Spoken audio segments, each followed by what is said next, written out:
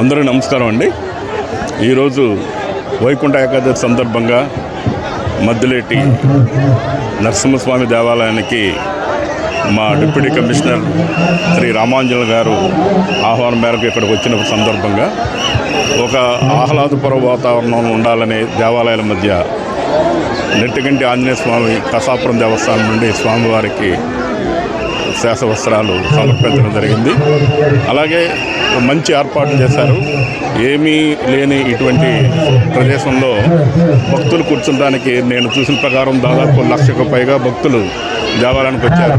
ఒక సిస్టమేటిక్ ఏర్పాట్లు, అలాగే సభ ఏర్పాటు చేయడం కానీ, కళ్యాణం అవ్వడం కానీ, భక్తులు వేచి ఉండి వాళ్ళు చేయటం, అలాగే తలంబరాలు ఇవ్వటం, అలాగే వివిధ వాహనాలు దాదాపు చాలా వరకు ఆగిపోయినాయి. పార్కింగ్ విషయం కానీ అన్ని లైన్ డిపార్ట్మెంట్లతో కలిసి మా డీసీ గారు చాలా అద్భుతంగా చేశారు.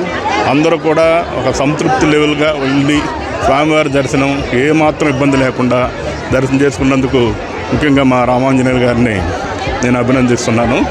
అలాగే ఈ స్వామి యొక్క మహత్యాన్ని, ఉత్సవాన్ని అనేక మంది ఇక్కడికి వచ్చిన భక్తుల ద్వారా విస్తరింపజేసి ఎక్కువ మందికి ఈ మద్దిలేటి నరసింహుడి యొక్క విశిష్టతను తెలియజేయడానికి మా డీసీ గారు చేస్తున్న ప్రయత్నం చాలా గొప్పది.